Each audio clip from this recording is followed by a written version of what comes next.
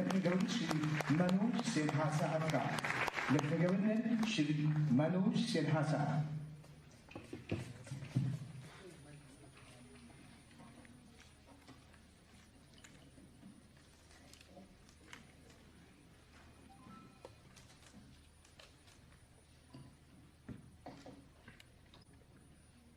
श्री जफर सुरेश वाला जी, संस्थापक तालीम और तरबियत फाउंडेशन, अभी जिनको हम सब ने सुना है, आदिल जैनुल भाई, जब 31 अक्टूबर को यहाँ कार्यक्रम हुआ था तो उस दिन भी ऑनलाइन ये जुड़े हुए थे।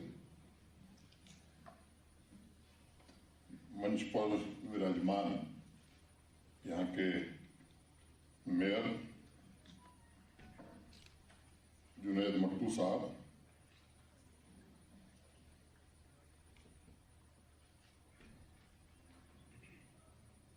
श्री रवि किरण है नहीं,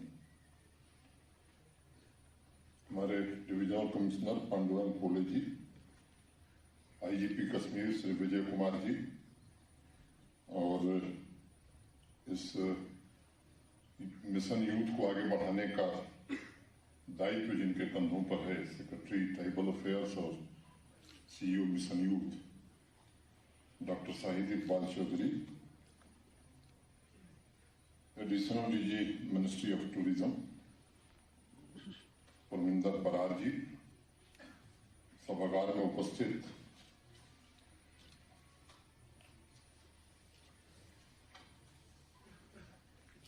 सभी सम्माननीय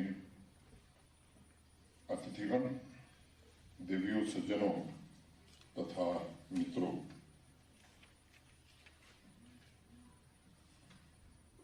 जफर साहब को मैं धन्यवाद देता हूं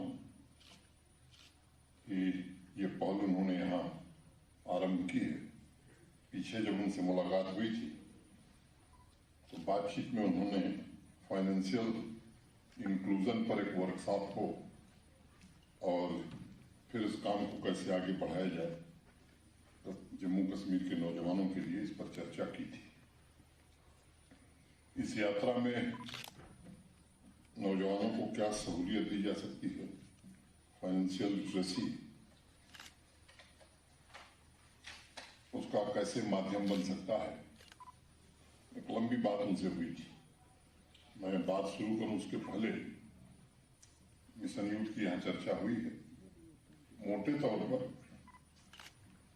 सरकार के अंदर विभिन्न विभागों में यूथ के लिए अनेक कार्यक्रम चलते हैं। आप सब जानते हैं, एक हाथ क्या कर रहा है दूसरे हाथ को पता नहीं होता है। तो एक विचार आया था कि जो भी सरकारी महकमे हैं जिनमें यूथ के लिए योजनाएं हैं, इनको कोऑर्डिनेटेड ढंग से पूरे यूटी में चलाया जाए, और उसके अंतर्गत मिशन यूथ की परिकल्पना आई थी। जम्मू और श्रीनगर में 2 बड़े सेंटर बनाना, हर जिले में एक इसका सेंटर बनाना, एक लीन एडमिनिस्ट्रेटिव स्ट्रक्चर खड़ा करना। फिर 31 अक्टूबर को यहीं हम सब मिले थे। उसमें एकेडमिया के लोग भी थे, इंडस्ट्री के लोग भी थे, हमारे यूटी एडमिनिस्ट्रेशन के भी लोग थे। मैं सबका नाम लूं उचित नहीं है। एक दिन भर का कार्यक्रम हुआ था और वहां से बात आगे बढ़ी है। जिस बात का जिक्र यहां फाइनेंशियल लिटरेसी का हुआ है, मुझे लगता है कि सामाजिक और राजनीतिक विकास में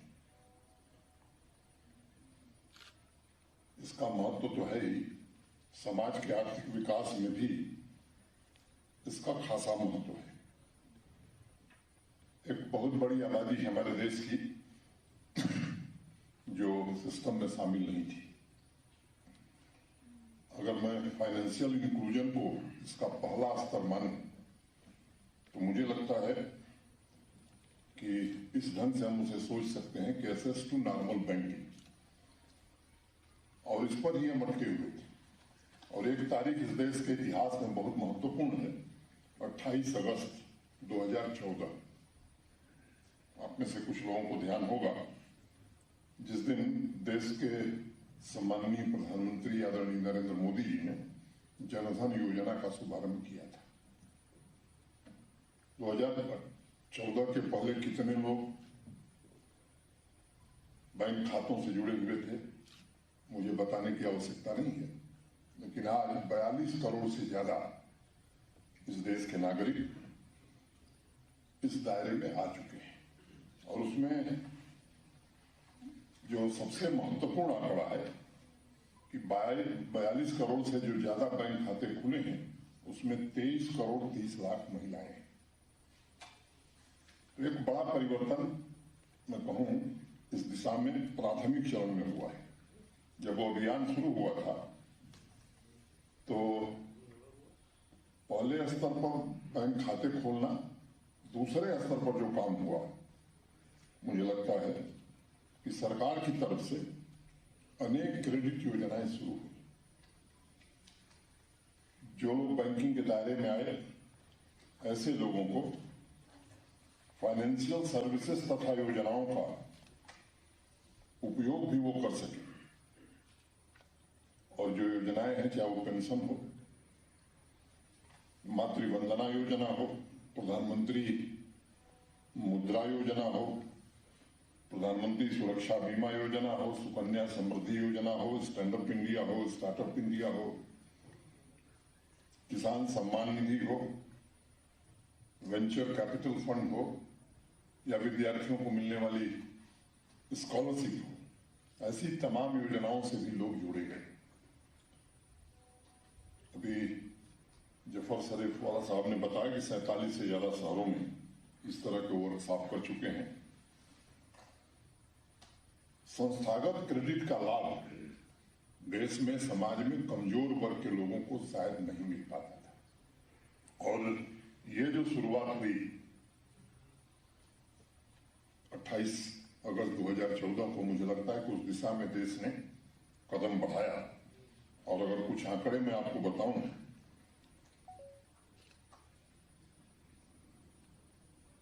5 सालों में अगर मैं सिर्फ स्टैंड अप इंडिया की बात करूं तो अब तक 25,586 करोड़ रुपए इस योजना के अंतर्गत देश में अनेक लोगों को दिए गए, और उसमें 80% से ज्यादा महिलाएं हैं जिन्होंने इसका लाभ उठाया है।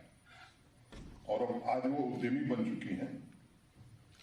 श्रीनगर के मेयर साहब ने यहां कहा कि जॉब सीकर नहीं बनना है, तो अब उद्यमी बन गई हैं, लोगों को रोजगार दे रहे हैं। प्रधानमंत्री मुद्रा योजना का अगर उदाहरण हम लें तो इस योजना में भी जो लाभार्थी हैं वो 68% महिलाएं हैं। मैं जम्मू कश्मीर के आंकड़े देख रहा था यहां आने के पहले।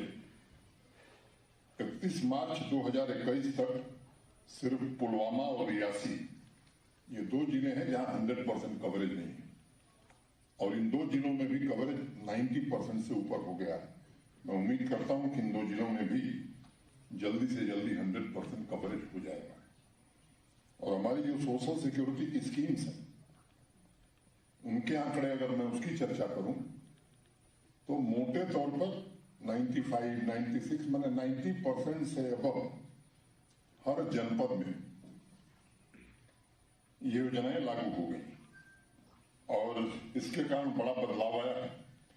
तीसरा स्तर या जो तीसरी सीढ़ी हम कर सकते हैं वो वैल्यू एडिशन की हो सकती है, और फाइनेंशियल प्रोडक्ट के दोहन की हो सकती है। उस दिशा में भी कुछ काम यहाँ आगे बढ़ा है, और ट्विन एक्शन प्रोग्राम के तहत शहरी तथा ग्रामीण इलाकों में अलग अलग टारगेट ग्रुप के साथ मिलकर के मिशन यूथ ने यहाँ काम शुरू किया है। प्रधानमंत्री मुद्रा योजना में 2016 में 1 साल की अवधि में आर्थिक सहायता लेने के लिए जम्मू कश्मीर में मात्र 50,000 लोग आए थे। फिर अगले साल आंकड़ा थोड़ा और बढ़ा और कुछ दिन पहले जो 2020 के आंकड़े आए हैं, ये संख्या 1.5 लाख से ऊपर 1,62,000 हो गई। जम्मू कश्मीर में 426 लोगों ने मुद्रा योजना का लाभ उठाया और अपना खुद का रोजगार शुरू किया। और इस कार्यक्रम में बहुत सारी महिलाएं होंगी। एक आपने नाम सुना होगा, राबिया अल्ताफ, रीता देवी, हजरा बानो या गुलशन, इन सबकी जिंदगी में आमूल चूल बदलाव आया है। और केवल वे आर्थिक रूप से आज स्वतंत्र नहीं हैं, बल्कि अनेक महिलाओं को रोजगार का अवसर भी प्रदान कर रही हैं। मैं मानता हूं कि जिस समाज में आर्थिक स्वतंत्रता और एक दूसरे का हाथ पकड़कर आगे बढ़ने का हुनर आ जाता है, वही समाज चहुमुखी विकास की ओर आगे बढ़ता है। अभी 2 दिन पहले centre for monitoring Indian economy की एक रिपोर्ट आई और इसका मैं खास तौर से जिक्र करना चाहता हूं। मीडिया के लोग भी हैं, वो भी जरा इस पर ध्यान देंगे। और मुझे बताते हुए प्रसन्नता है, और आपको भी शायद प्रसन्नता होगी, कि जम्मू कश्मीर में बेरोजगारी की दर, जो अभी लेटेस्ट रिपोर्ट आई है 2 दिन पहले, दिल्ली, बिहार, हिमाचल प्रदेश, गोवा, राजस्थान, इन प्रांतों से कम है। पिछले साल सितंबर में जब मुझे यहाँ आए हुए 1 महीने हुए थे, उस समय ये दर 16.1% थी और आज जो परसों रिपोर्ट आई है उसमें 9% हो गई है। इसका श्रेय यहाँ के नौजवानों को जाता है, यहाँ के जनता को जाता है, जिन्होंने स्वरोजगार के माध्यम से एक नई ऊंचाई पूरे यूनियन टेरिटरी को देने का काम किया है। फाइनेंशियल लिटरेसी के मामले में भी जो 2 सिंधियां थी, जब जन अभियान यहां शुरू हुआ था, तो इस बात पर जितने हमारे वरिष्ठ प्रशासनिक अधिकारी थे, हम सबने मिलकर के तय किया था कि जन अभियान में इस बात पर हम जोर देंगे कि जितनी सोशल सिक्योरिटी की स्कीम है उनका 100% सेचुरेशन हो जाए। और मुझे बताते हुए प्रसन्नता है कि इस काम में काफी हद तक हमें सफलता मिली। हर बुधवार को, वेडनेसडे को, ब्लैक दिवस का जो कार्यक्रम होता है, उसमें भी हमारे जो डीसीज हैं या बाकी के हमारे प्रशासनिक अधिकारी हैं, मुझे लगता है कि इन सब बातों पर विशेष रूप से ध्यान दिया जाता है और कोशिश हो रही है कि जल्दी से जल्दी 100% सिचुएशन हो जाए। 54 मोटे तौर पर भारत सरकार की ये 54 स्कीम्स हैं। जम्मू कश्मीर में एंटरप्रेन्योर बने, एक मजबूत इकोसिस्टम तैयार हो, क्योंकि नेचुरल रिसोर्स और पोटेंशियल यहां बहुत है, सही तरीके से कैसे इस्तेमाल हो। अनेक योजनाएं सरकार की ओर से, प्रशासन की ओर से चल रही हैं। आपसे भी मैं निवेदन करूंगा कि आप इसका पूरा लाभ उठाएं। जब विमेंस डे मनाया जा रहा था, जम्मू कश्मीर प्रशासन ने तेजस्विनी नाम की एक स्कीम घोषित की। 18 से 35 आयु वर्ग की जो हमारी बहनें हैं, प्रशासन की तरफ से उन्हें आर्थिक सहायता इस योजना के अंतर्गत मुहैया कराई जाएगी और ट्रेनिंग का भी पूरी तरह से बंदोबस्त किया जाएगा। विमेंस एंटरप्रेन्योर का जो इकोसिस्टम है उसको मजबूत किया जाए, इसके लिए प्रयत्न प्रारंभ हुआ है। अभी कुछ दिनों पहले मेरे पास 10 ऐसे विमेन एंटरप्रेन्योर्स की लिस्ट आई थी जिन्होंने 10 से 15 लाख रुपए कैपिटल बैंक से लेकर के अपना व्यवसाय शुरू किया और आज उन्होंने बेहतर टर्नओवर अपना हासिल किया है और 96 लोगों को रोजगार मुहैया कराया है। उन महिलाओं से एक हैं सुमायरा अशरफ, उनका मैं खास तौर से जिक्र करना चाहूंगा, जिन्होंने 15 लाख रुपए जम्मू कश्मीर बैंक से आर्थिक सहायता ली, प्रशिक्षण लिया और पिछले साल अपना खुद का डिपार्टमेंटल स्टोर खोला। 10 लाख रुपए पहुंच गया है, ये निश्चित रूप से एक अच्छा संकेत देता है।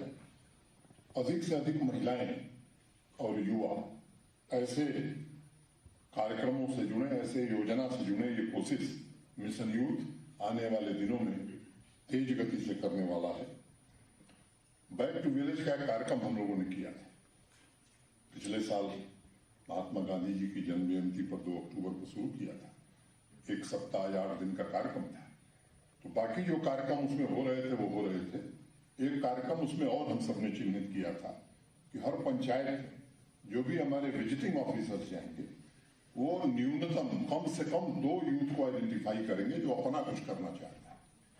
4290 के आसपास यहाँ पंचायतें हैं, तो हम लोगों ने सोचा था कि हर पंचायत से अगर 2 तो 9000 के आसपास आंकड़ा पहुंचेगा और उनको फाइनेंशियल असिस्टेंस दे करके उन्हें एंटरप्रेन्योर बनाया जाए।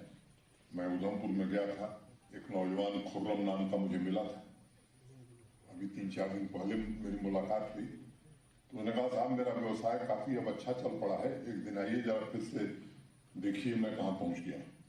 और मुझे बताते हुए प्रसन्नता है कि जहां 9000 हम लोग अपेक्षा कर रहे थे, 18500 से ज्यादा युवक और युवतियों को इस योजना के अंतर्गत आर्थिक सहायता प्रदान कराई गई। जिक्र हुआ यहाँ की इंडस्ट्रियल पॉलिसी का। मैं आभारी हूँ देश के सम्मानित प्रधानमंत्री जी का। ऐतिहासिक इंडस्ट्रियल पॉलिसी से मैं कहूँगा और मैं बड़ी जिम्मेदारी से बात कहना चाहता हूँ। बाकी राज्यों की भी इंडस्ट्रियल पॉलिसी आप उठा के देख लीजिए, जो देश के विकसित राज्य कहे जाते हैं इंडस्ट्री की दृष्टि से, उनसे भी बेहतर पॉलिसी जम्मू कश्मीर ने बनाई है। और 88,400 करोड़ रुपए का इंसेंटिव मुझे लगता है कि पहली बार इस यूटी में भारत सरकार के कारण, देश के प्रधानमंत्री जी के कारण मिलने जा रहा है। सामान्य रूप से आप देखेंगे तो जहां जहां इंडस्ट्री लगी राज्यों में कुछ स्थान केंद्रित हो गए जहां इंडस्ट्री लगी, पिछड़े जो हिस्से थे वहां इंडस्ट्री नहीं लग सकी। इसका विशेष रूप से हम सबने ध्यान रखा है यहाँ कि 2 श्रेणी में वर्गीकरण किया है। एक डिस्ट्रिक्ट ए माने अच्छी श्रेणी से आप कह सकते हैं, और पिछड़े जो जिले उनको बी श्रेणी में रखा। और इंसेंटिव जो देंगे ए श्रेणी में 30% और बी श्रेणी में 50%, ताकि ब्लॉक स्तर पर भी इंडस्ट्री आ सके। इस दिशा में काम आगे बढ़ा है और जिस तरह से रिस्पांस मिल रहा है, शायद कोई ऐसा दिन हो जिस दिन 4-5 इंडस्ट्री के लोग हमसे या इंडस्ट्री डिपार्टमेंट से या हमारे बाकी अफसरों से संपर्क नहीं कर रहे हैं। मैं पूरी तरह आश्वस्त हूं कि आने वाले 2 वर्षों में कम से कम 25-30 हजार करोड़ का इन्वेस्टमेंट जम्मू कश्मीर में और 5 लाख युवाओं को उसके माध्यम से रोजगार निश्चित रूप से मिलेगा, ऐसा मेरा मानना है। एक बड़ा बदलाव ये मैं मानता हूं। सामान्य रूप से अगर मैं उत्तर प्रदेश को आप देखिए तो नोएडा, ग्रेटर नोएडा, गाजियाबाद, इधर से जब आगे बढ़िए तो मुझे लगता है कि पूरा ईस्टर्न यूपी, बुंदेलखंड या ये पूरा इलाका उद्योग विहीन था। इस बात का ध्यान रख करके जम्मू कश्मीर के हमारे अधिकारियों ने और तमाम स्टेक होल्डर से कंसल्टेशन के बाद एक अच्छी इंडस्ट्रियल पॉलिसी बनाने में हम सब सफल रहे हैं।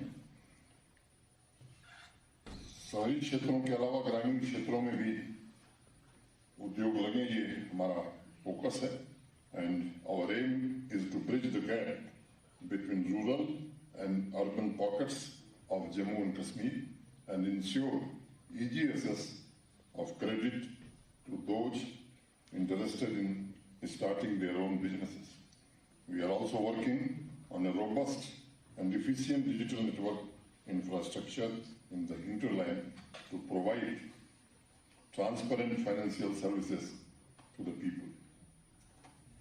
आईटी का जिक्र हुआ है। आप सबको मालूम है कि ये इंडस्ट्री 4.0 ने आने वाले समय में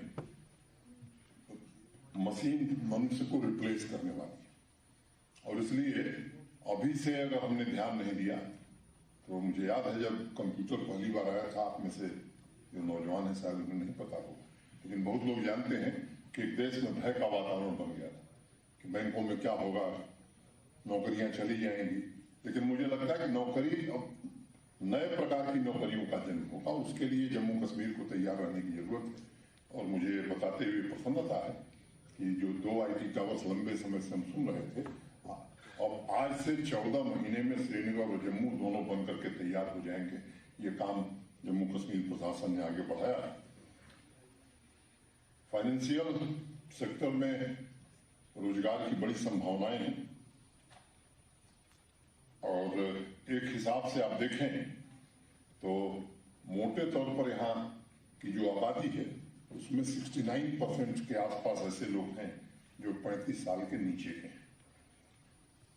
मैंने हम कह सकते हैं कि यही हमारा युवा वर्ग है, हमारे नौजवान भाई हैं, बहनें हैं और इसे मैं एक बड़ा टैलेंट पूल मानता हूँ।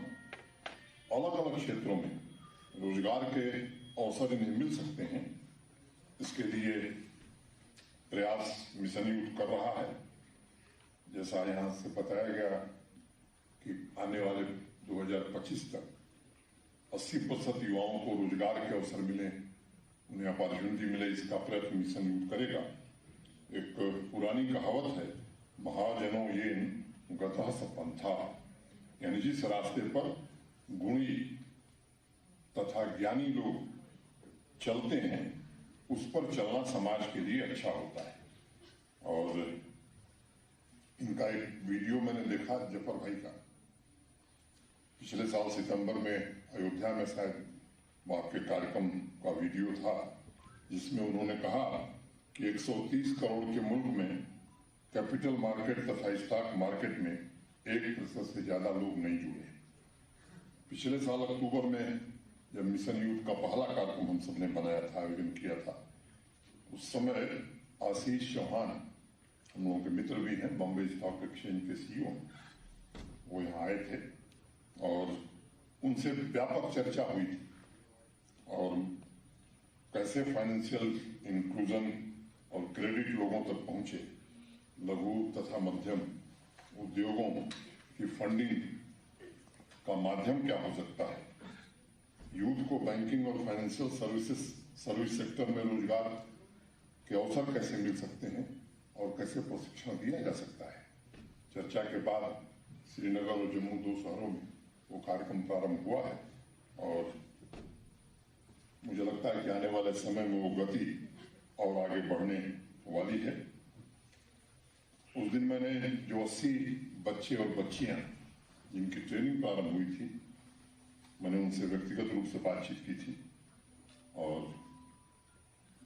उनका जो उत्साह था, पढ़े लिखे बच्चे थे, पढ़े लिखे बच्चियां थी और मुझे लगता है कि बहुत कम समय के ट्रेनिंग के बाद वो अपना जीवन अर्जन तो कर सकते हैं, मुझे लगता है कुछ और लोगों को भी जोड़ सकते हैं। कुछ युवाओं से उस दिन मैंने वर्चुअल माध्यम से बात की थी। एक योग्य पेशेवर जो फंड के उद्देश्य को समझता हो, उसकी बारीकियों को समझता हो और केवल अखबारों में नहीं बल्कि कैसे काम किया जा सकता है, ऐसे पेशेवर यहाँ तैयार हो रहे हैं। और एक लक्ष्य हम लोगों ने रखा है कि 5000 ऐसे नौजवानों को एक साल में इस 2021 में हमको तैयार करना है और मैं उम्मीद करता हूँ कि इस काम में हमें सफलता मिलेगी। खासतौर से शाही जब से CEO बने हैं, मुझे लगता है कि इनके श्रम से ये काम हम निश्चित रूप से मुकाम तक पहुंचाएंगे। अक्टूबर में इंडिया इन्वेस्टमेंट रिपोर्ट में एक बहुत रोचक जानकारी थी। अब म्यूचुअल फंड इन्वेस्टमेंट सिर्फ बड़े शहरों तक सीमित नहीं रह गया है। टेक्नोलॉजी तथा फाइनेंशियल लिटरेसी के चलते अब धीरे धीरे ये छोटे शहरों में 2 टियर और 3 टियर सिटी की ओर बढ़ रहा है और उसमें एक बड़ा मजेदार आंकड़ा है, एसेट एलोकेशन को लेकर के, जिसके जरिए इन्वेस्टर बेहतर रिटर्न की आशा करते हैं। उसकी एक कैटेगरी इक्विटी में सबसे ज्यादा इन्वेस्टमेंट करने वालों में बिहार तथा जम्मू कश्मीर है। देश के जो 2 सबसे अग्रणी राज्य या यूटी कह सकते हैं, बिहार और जम्मू कश्मीर है। रोजगार की दृष्टि से अगर मैं पूरे देश के आंकड़ों पर नजर डालता हूं तो बैंकिंग, फाइनेंशियल सर्विसेज तथा इंश्योरेंस सेक्टर में 2018-19 में कुल वर्कफोर्स मात्र 40 लाख थी, लेकिन एक अनुमान के मुताबिक 2022 तक ये संख्या बढ़कर के 85 लाख होने वाली है। तो ये जो अवसर हमें है, मुझे लगता है कि इसका भरपूर उपयोग जम्मू कश्मीर के नौजवान कर सकें, इसमें बड़ी गुंजाइश है। और 5 साल बाद जो अनुमान किया जा रहा है, ये 85 लाख का आंकड़ा बढ़ करके 2 करोड़ से ऊपर जाने वाला है। मुझे लगता है इस सेक्टर पर काफी मिशन युग ने बल दिया है और आने वाले समय में आज जो कार्यक्रम हो रहा है, इससे भी इसको काफी सहायता मिलेगी। और क्या स्किल्स चाहिए, अब स्केलिंग कैसे करनी है, फाइनेंशियल लिटरेसी, क्रेडिट एक्सेस के विस्तार के साथ इंटरप्रेन्योरशिप को प्रोत्साहन देकर के जम्मू कश्मीर में व्यावसायिक और तकनीकी कौशल विकसित कर सकें, एक सशक्त वातावरण तैयार करने में हम सब लगे हैं। बैंकिंग, वित्तीय सेवाएं, बीमा क्षेत्र के प्रयास जो भी मुझे लगता है कि शुरू हुए हैं, मैं मानता हूं कि एक स्किल्ड वर्क फोर्स बनाने में आने वाले समय में हमें सफलता मिलेगी। डिमांड और सप्लाई के बीच जो गैप है, उसे भरने की कोशिश कर रहे हैं। आज का प्रोग्राम उसी दिशा में एक सकारात्मक और महत्वपूर्ण कदम मैं मानता हूं और मैं उम्मीद करता हूं कि इस गैप को जल्दी से भरने में हम सफल होंगे। सभी स्टेक होल्डर्स से मेरा आग्रह है कि जम्मू कश्मीर में अपार संभावनाएं और प्रशासन अपनी ओर से ईमानदारी से कोशिश कर रहा है।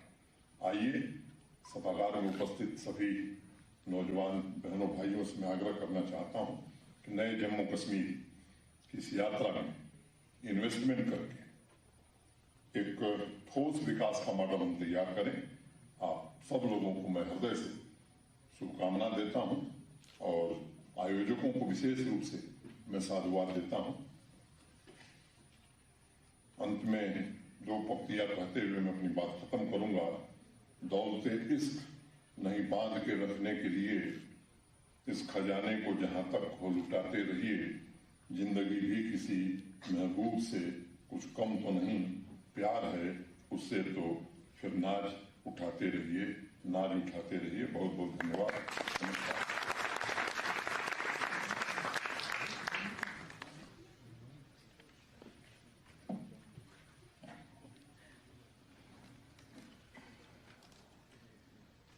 माननीय लेफ्टिनेंट गवर्नर साहब श्री मनोज